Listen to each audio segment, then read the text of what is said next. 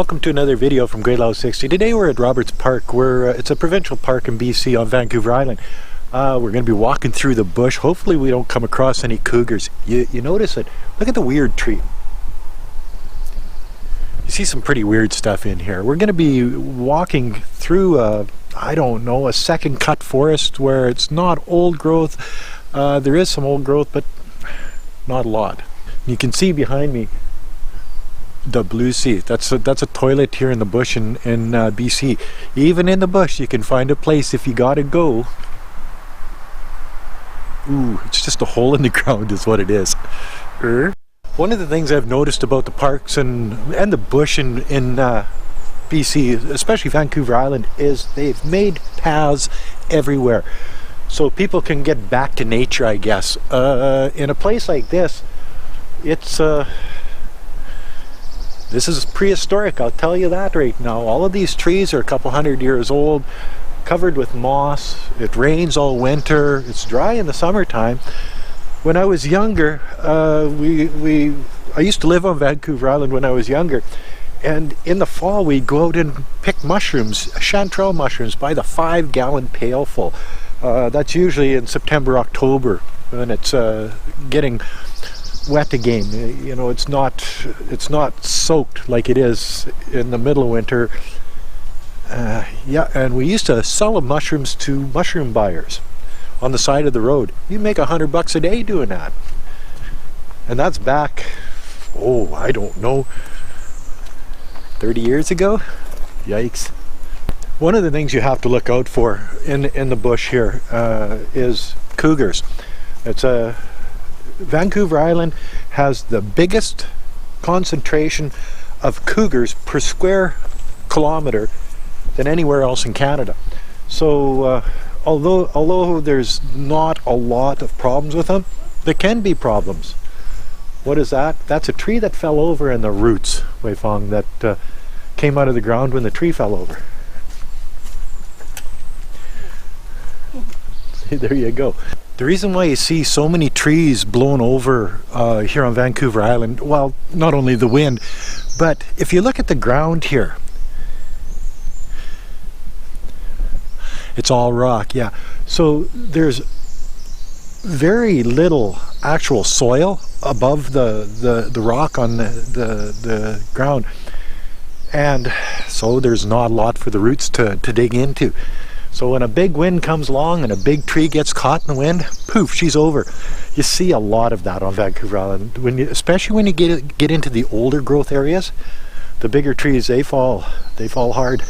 You get some of these trees that are 100 meters high and 4 feet across, and their roots are only like 3 or 4 feet underneath the surface. Doesn't take a lot to blow them over. You know, with a big canopy on the top. You see how these trees grow with a big canopy on the top? Well, the wind catches that and poof. Back in the 1800s, early 1900s, when they were logging Vancouver Island, they came for the Douglas fir. They didn't come for the cedar trees. But the cedar trees would be in the way, so they'd cut a bunch of them down and just leave them in the bush. Well, 20, 30 years later, these cedar trees are still laying there in the bush, and they haven't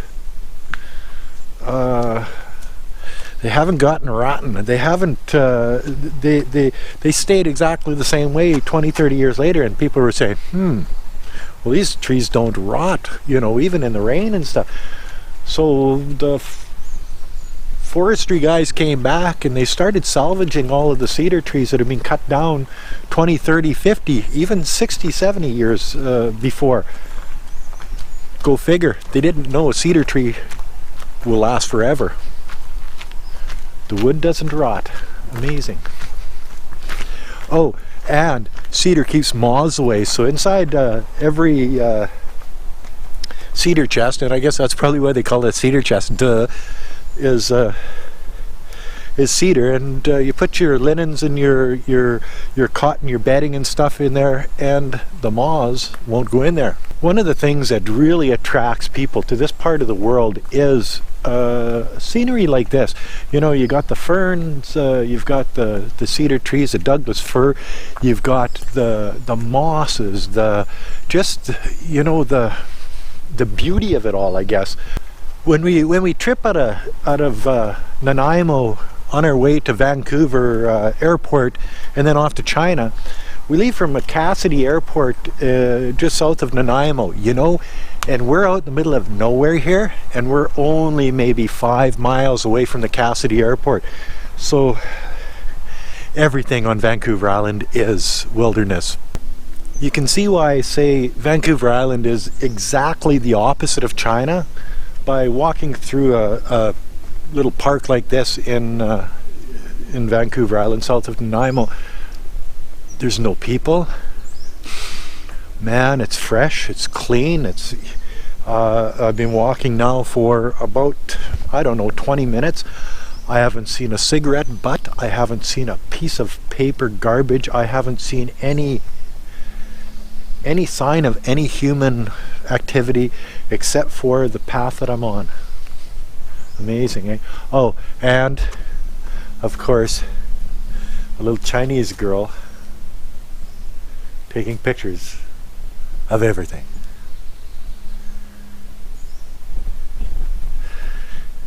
Even in the bush in BC, you'll find Chinese girls. They're everywhere. Here's something that you don't see every day. This is a dead tree. And this is what a woodpecker does to it. These little guys, they can bang away at a tree and just literally take it apart.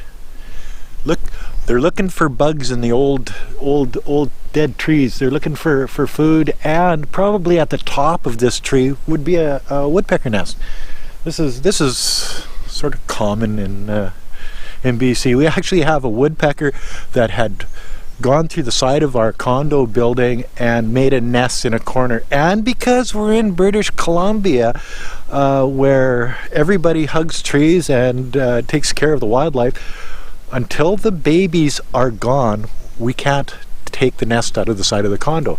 So we've got some freeloading woodpeckers in our condo that just moved in and made a home. I guess, what would you call those? Squatters? Over the next couple of weeks, you're going to notice that my background changes considerably. We're going to be doing a trip through the mountains of BC and the mountains of Alberta into the prairie land of Saskatchewan, and we're going to be going walleye fishing at St. Brew. So you're going to get some fishing and some nice mountain scenes here in the next couple of weeks. Gweilo 60 does Western Canada. Wah. And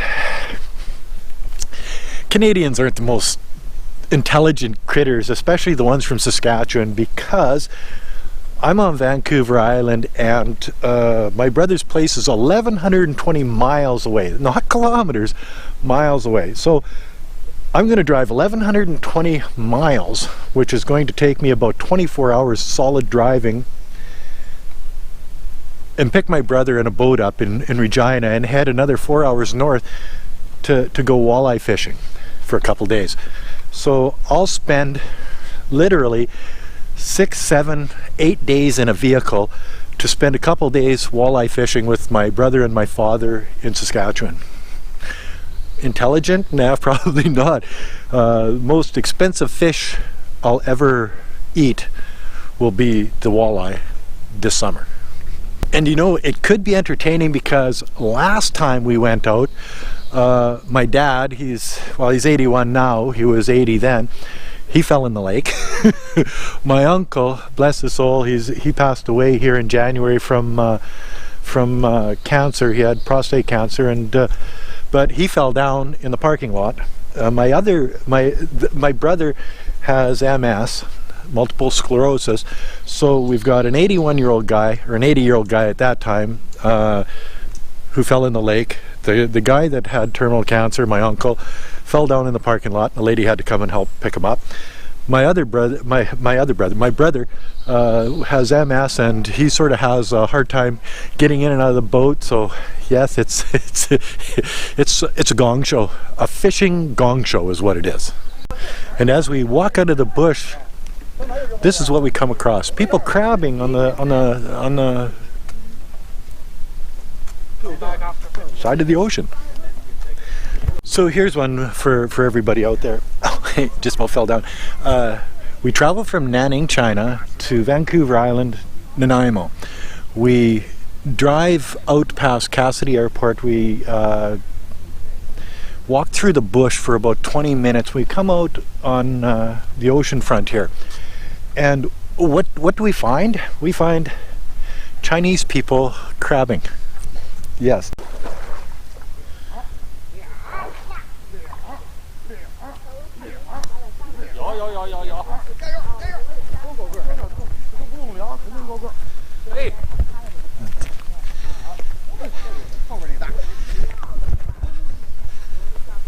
See?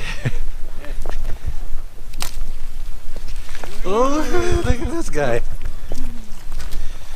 Wow. 这个不好搞头了。我来。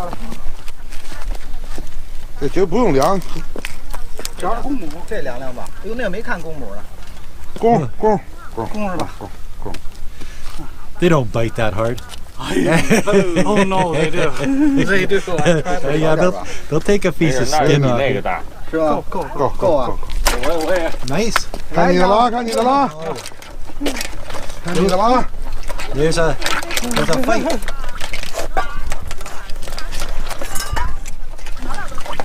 这了已经赢一只了啊！行。有分量没有？有分量就有。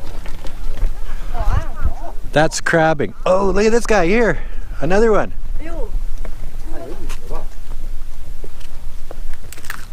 这太小了，这个都小了，small， 小，too small，small 就撇了吧，撇了给它放回去了，这俩小，扔远点，别让它又回来了，去吧。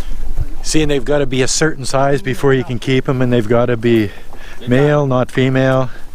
And they run away. Yeah. Female no, smell no. 这还一残疾脚啊 He's missing one of his claws. 这个小的爪子小。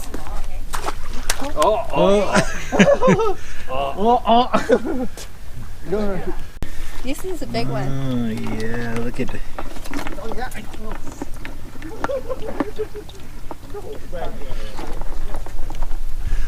See, there's two different types of crab you can catch on Vancouver Island. One's a Dungeness, which isn't that good, and the Redrock Crab. These ones here, these ones are tasty, the best.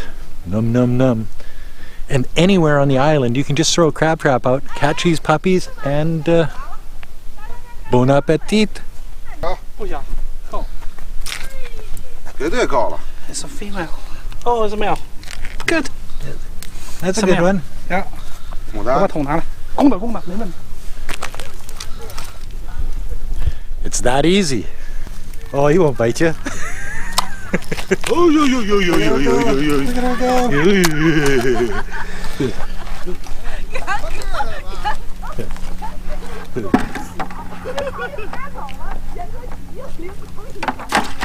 So a day of entertainment on Vancouver Island can just be hanging out on the ocean side, throwing crab traps in, catching crab, hanging out with your friends, and it's a beautiful day on the coast of Vancouver Island. Hey, you know, look at this.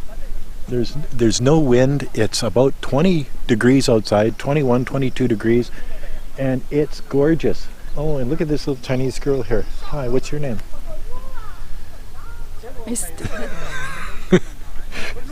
Yes, she won't even tell me her name, and I've been married to her for 15 years. And that's another video from Gweilo 60. As always, if you like this video and you want to see more, like, comment, subscribe, push that share button. Thanks for watching. Bye now. Wow. Yeah. Limit of 4 per day per person, eh? Gonna be eating good tonight.